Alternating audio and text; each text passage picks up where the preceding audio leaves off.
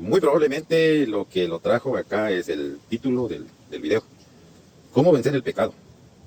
¿Cómo nosotros hacerle frente cuando llegue ese momento de la tentación?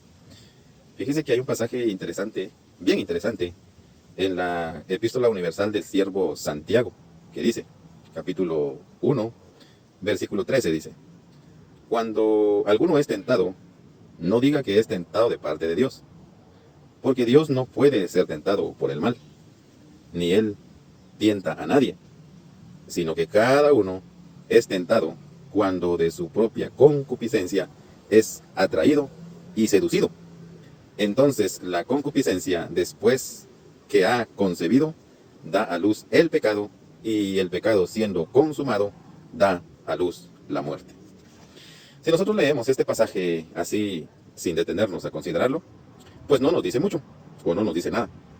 Pero si nos detenemos a analizarlo, a meditarlo, a pensarlo y a hacer que esas palabras sean en nuestras vidas de edificación, nosotros vamos a entender que para que se llegue a manifestar determinado pecado, llámese cualquier tipo de pecado, hay un proceso. Hay un proceso el cual debe de atravesar para que se llegue a manifestar. Y hay algo que en ese proceso se le denomina concupiscencia. Es decir, el deseo a ser movido a realizar algo. Eso es a lo que se le denomina concupiscencia.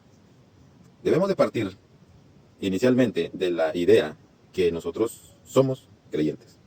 Tenemos el Espíritu morando en nuestros corazones, en nuestro interior. Y si tenemos el Espíritu morando en nosotros, pues nosotros vamos a tener ya, por así decirlo, el radar. El radar que nos va a avisar, que nos va a dar indicaciones cuando es que llega la amenaza. Cuando llega la amenaza, llega la señal a nuestro radar.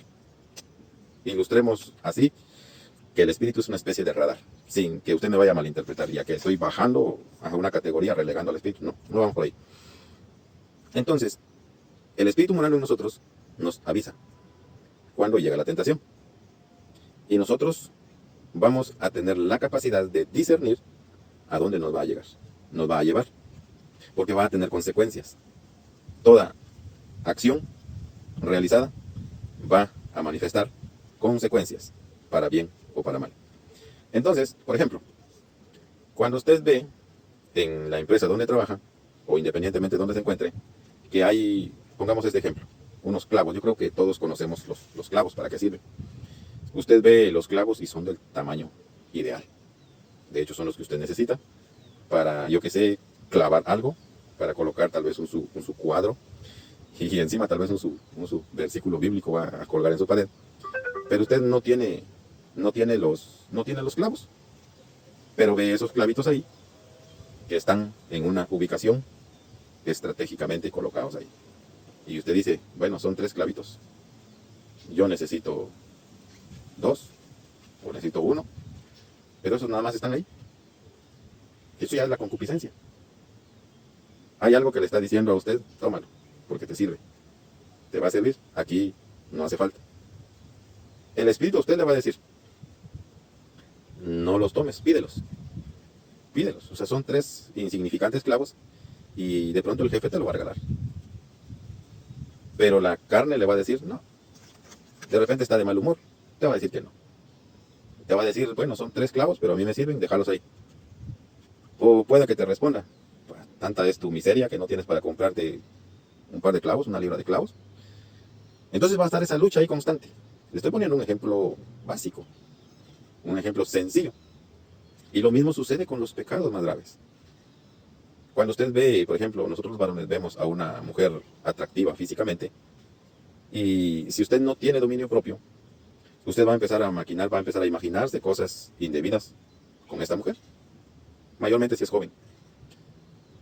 El espíritu le va a decir, tienes tu esposa, y no tienes que estar viendo mujer ajena.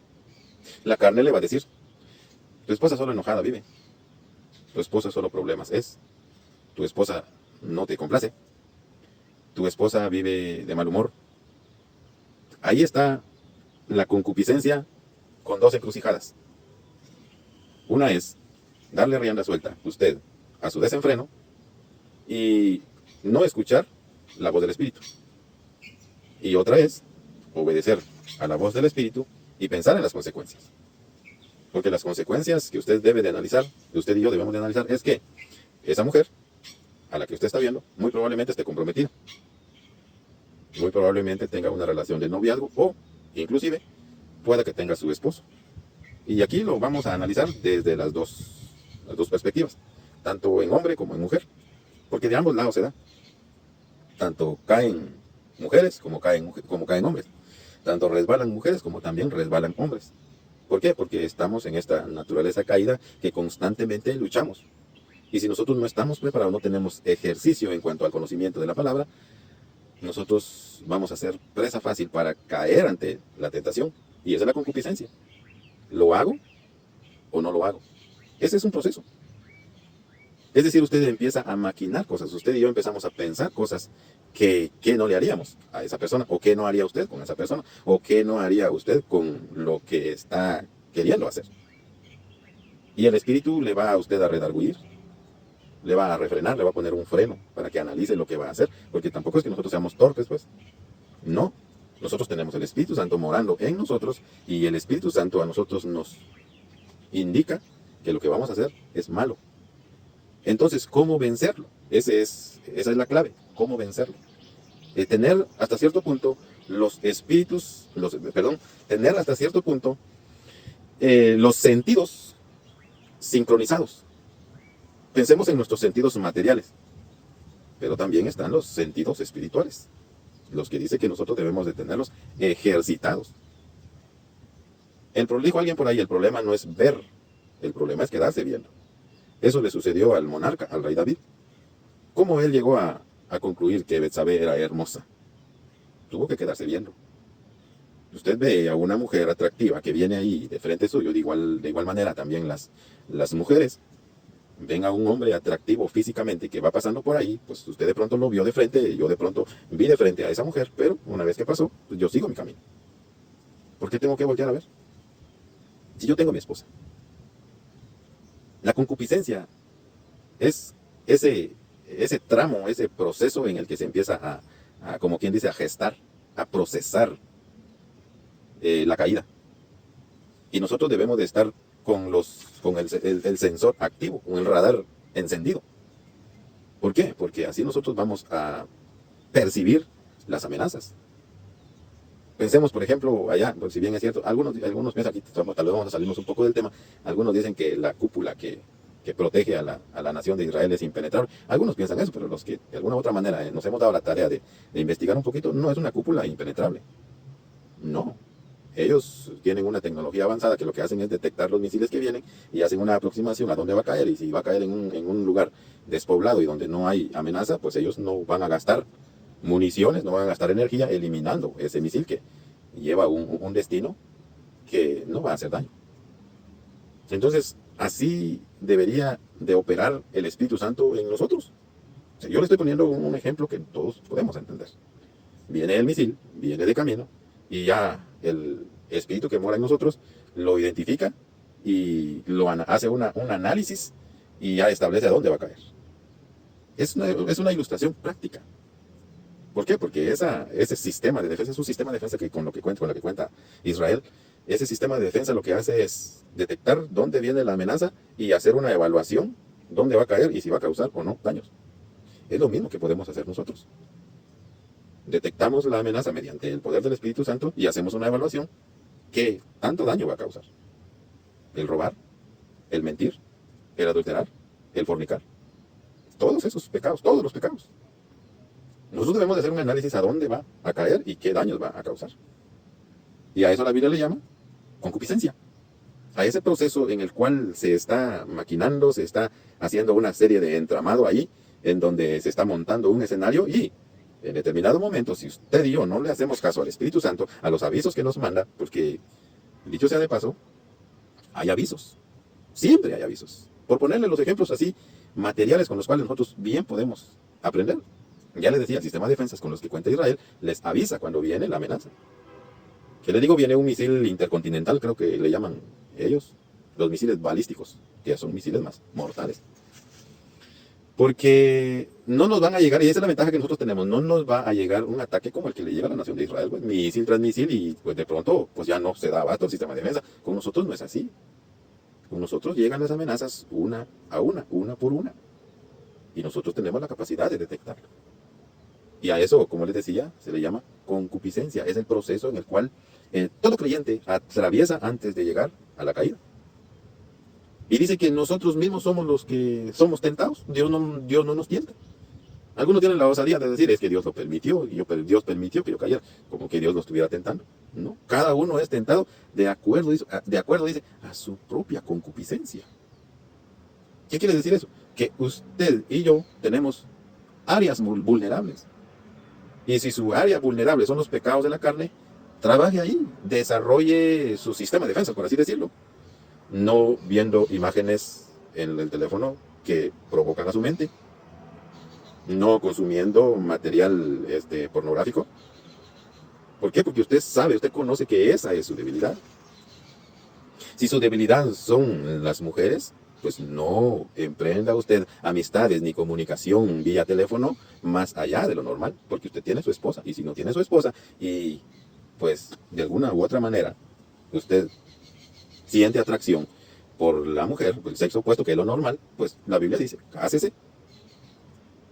¿Por qué? Porque usted va a estar luchando con algo que no va a soportar. Es interesante que la Biblia nos dice que nosotros vamos a resistir al diablo y él va a huir de nosotros. Pero con relación a los pecados de la carne, dice un pasaje, huid de la fornicación. O sea, ¿cómo puede ser posible? Yo me he preguntado eso. ¿Cómo es posible que nosotros hagamos que el enemigo prácticamente diga retirada, me voy, me rindo? Pero cuando llegan esos pecados, dice que nosotros debemos huir. Por eso les decía. Su sistema de defensas usted debe de desarrollarlo, deben de enfocarlo donde están sus áreas vulnerables. ¿Por qué? Porque ahí no va a minar el enemigo. Pero ¿cómo lo va a hacer usted cuando está en la etapa de la concupiscencia? Cuando está en ese proceso en el que se está desarrollando, se está maquinando su mente a hacer cosas malas. Ahora, ¿qué es lo interesante? Ya vamos a terminar el tiempo. No sé por qué el tiempo siempre me avanza.